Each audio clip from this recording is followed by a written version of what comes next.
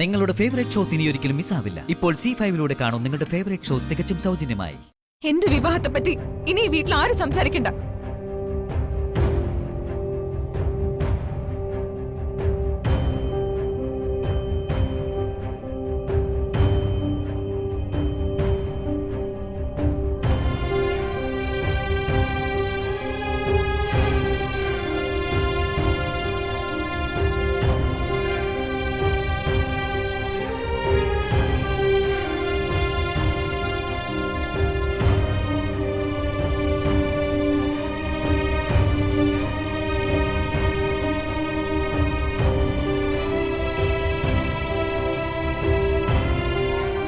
കേട്ടില്ല അനുപേട്ട അവള് പറഞ്ഞതൊക്കെ. അവള് പറഞ്ഞതിന് എന്ത് മറുപടി കൊടുക്കാനാവും നമുക്ക്?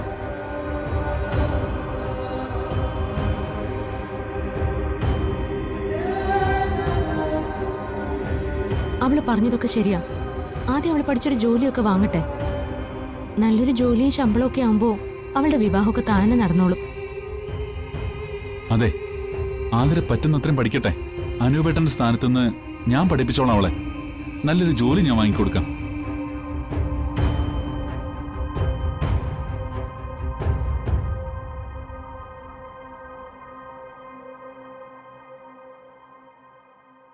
നമ്മളെല്ലാവരും കൂടിയിരുന്ന് സംസാരിച്ച് പരിഹാരം കാണേണ്ട ഒരു വിഷയത്തിനാ ഇവിടെ ഇത്രയേറെ പ്രശ്നങ്ങളൊക്കെ നടന്നത്. എന്നാലും ബൈക്ക് വിൽക്കുന്നതിന് മുമ്പ് എന്നോടൊരു വാക്ക് പറയായിരുന്നു അനുപേട്ടന്.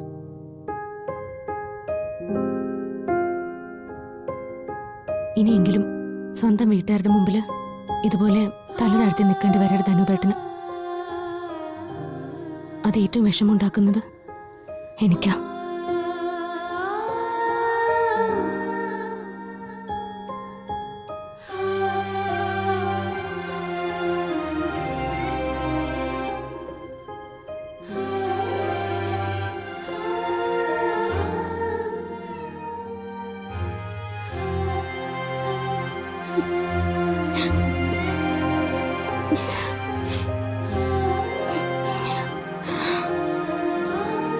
ആഹാ, താൻ ഇവിടെ വന്നിരിക്കണോ?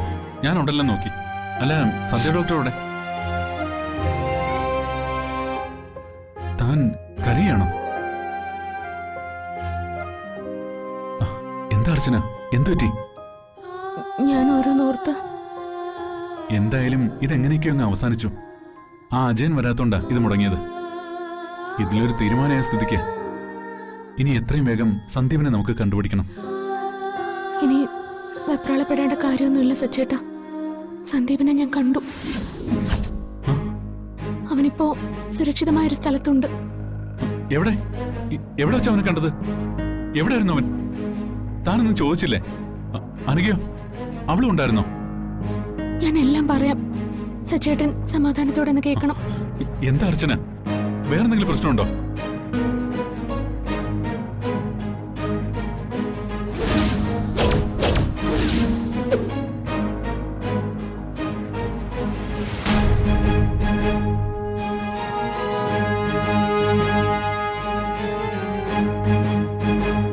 സച്ചേട്ടന്റെ ഊഹം ശരിയായിരുന്നു.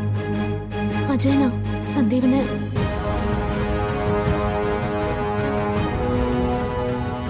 അജയൻ, അവനെ ഞാൻ... സച്ചേട്ടാ, ഇപ്പൊ ഒന്നും വേണ്ട. സച്ചേട്ടാ, വേണ്ടെന്നോ?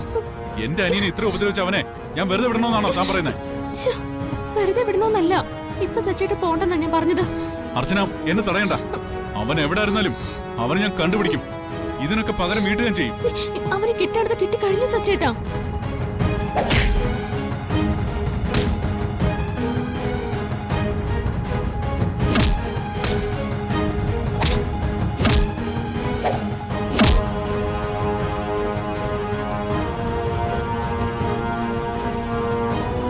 ഈ നിശ്ചയം മുടങ്ങിയതും അതുകൊണ്ട് തന്നെയാ.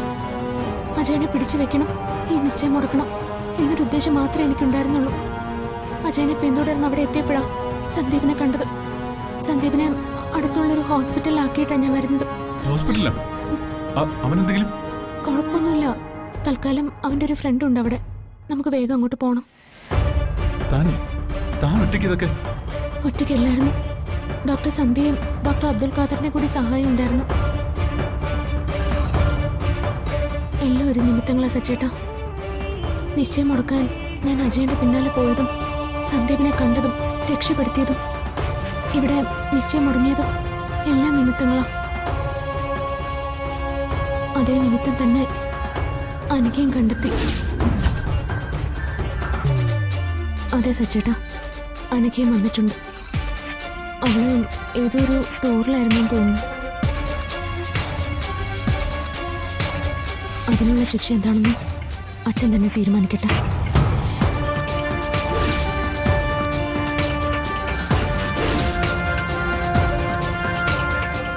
നീ എന്തിനാ എന്നോട് കള്ളം പറഞ്ഞത്?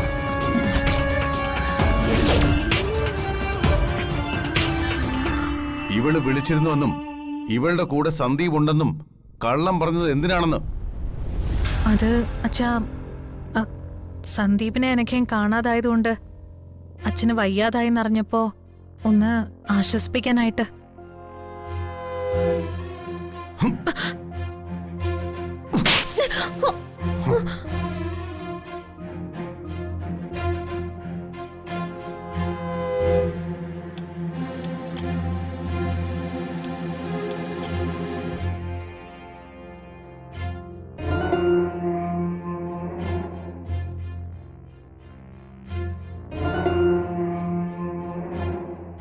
നീ എന്താ പറഞ്ഞത്?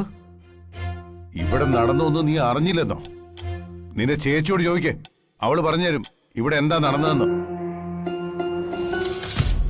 നീ ആരോടും പറയാതെ പോയി സന്ദീപിനോടൊപ്പം ഒളിച്ചോടി പോയതാണെന്ന് പറഞ്ഞു പരത്തി. എന്നെ സമാധാനിപ്പിക്കാൻ നിങ്ങൾ വിളിച്ചു വന്ന് കള്ളവും പറഞ്ഞു. എത്ര നിസ്സാരമായിട്ടാ നിങ്ങൾ പറയുന്നത്?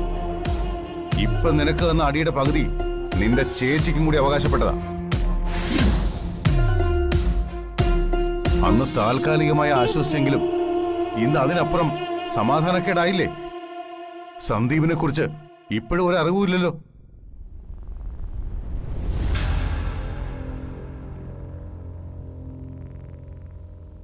മക്കളായാലും മരുമക്കളായാലും ഒരു പരിധിക്കുള്ളിൽ നിന്നുകൊണ്ടേ എല്ലാം ചെയ്യാവൂ. ഇല്ലെങ്കിൽ കുടുംബാന്തരീക്ഷം മുഴുവൻ താളം തെറ്റും. അങ്ങനൊരു അവസ്ഥയിലാ ഇപ്പൊ ഇവിടം. അതിന് കാരണക്കാര് നിങ്ങളും. ഇത് എത്രാമത്തെ തവണ അവന്തികെ നീയും ഇവളും ഇങ്ങനെ എന്റെ മുമ്പിൽ തല താഴ്ത്തി നിൽക്കേണ്ടി വരുന്നത്? നിങ്ങൾ ചെയ്യുന്നതിനൊക്കെ മറ്റുള്ളവരുടെ മുമ്പിൽ ഇതുപോലെ തല താഴ്ത്തി നിൽക്കേണ്ടി വരുന്നത് നിങ്ങൾ മാത്രമല്ല, ഈ വീട്ടിലെ ഓരോരുത്തരുമാ. ഇതുപോലുള്ള സംഭവങ്ങൾ വെച്ച് പൊറിപ്പിക്കാൻ പറ്റുന്നതല്ല. അതുകൊണ്ട് എന്ത് വേണമെന്ന് നിങ്ങൾ തന്നെ തീരുമാനിക്കേ. ഒന്നുകിൽ ഇന്ന്, ഇപ്പോ നെല്ലിശ്ശേരിയിൽ നിന്ന് നിങ്ങൾക്ക് രണ്ടുപേർക്കും ഇറങ്ങാം.